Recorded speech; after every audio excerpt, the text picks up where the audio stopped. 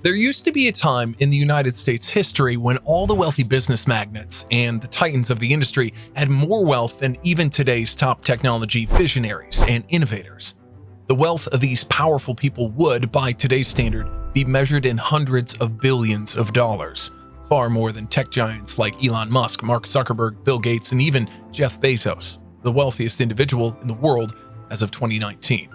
In this video, we'll look at the most powerful families in the Gilded Age. So clearly, you don't want to miss this. The Rockefeller family. John D. Rockefeller became the richest man in the world when he became the founder of the Standard Oil Company. In today's dollars, Rockefeller's net worth was said to be a staggering $400 billion, which is 3 times more than the estimated net worth of Jeff Bezos.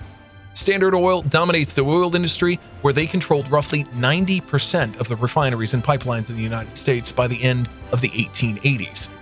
While John Rockefeller has faced some criticism historically for how he accumulated his wealth, his charitable efforts paint Rockefeller as a philanthropic captain of industry.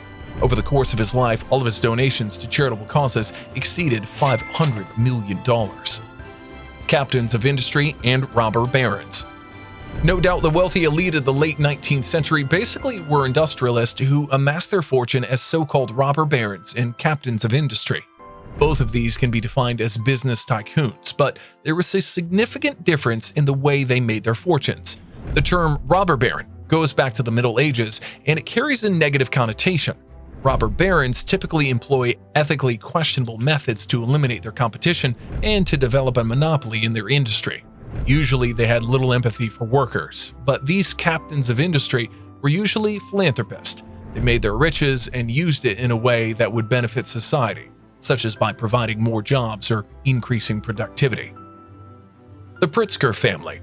Nicholas Pritzker is world famous for all his efforts he made to build up a legal legacy for his family. Nicholas arrived penniless from Kiev. He taught himself English and worked hard during the day to attend law school at night. Pritzker then went on to start a law practice, but his sons Harry, Jack, and Abram went into business instead by investing in real estate and small companies, which later on grew into a small family fortune. Abram delved into philanthropy and helped set up the Pritzker School of Medicine at the University of Chicago. Now the Pritzkers are most famous for managing the Hyatt Hotel empire. Thanks to Abram's son Robert, Jay, and Donald, in the year 1957, the Pritzker family bought the Hyatt House Hotel in Los Angeles, and over many years, they turned their investment into a massive chain of Hyatt hotels all around the world. They also founded the industrial conglomerate of the Marmon Group, which they sold to Warren Buffett and Berkshire Hathaway in 2008 for $4.8 billion. The Carnegies. Andrew Carnegie has served as an amazing example of American rags to riches story. Andrew was born to a poor Scottish family. He and his parents immigrated to the United States when he was just 13. Carnegie built his fortune by investing in the steel industry and became the owner of Carnegie Steel Company, which was the largest steel company in the world by the year 1889. Even with a lot of criticism of how workers at Carnegie Steel were treated, Carnegie himself was extremely active in terms of philanthropy. In his efforts to contribute to society, he established the Carnegie Endowment for International Peace, the New York Public Library, as well as a college that would become part of Carnegie Mellon University. The Vanderbilt family. The Vanderbilts are one of America's oldest old money families. This family is one of Dutch descent, and they rose to fame during the Gilded Age in the final decades of the 19th century. Cornelius Vanderbilt, who was born in 1794, grew up in poverty but managed to marry above him.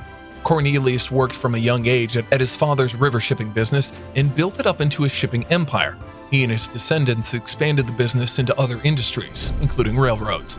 Cornelius' son Billy inherited 95% of his father's fortune and continued investing in the railways, and he's credited with building New York's Grand Central Terminal and expanding into the Midwest. But after Billy, most of the Vanderbilts seem to excel only in inheriting and spending a lot of money on real estate.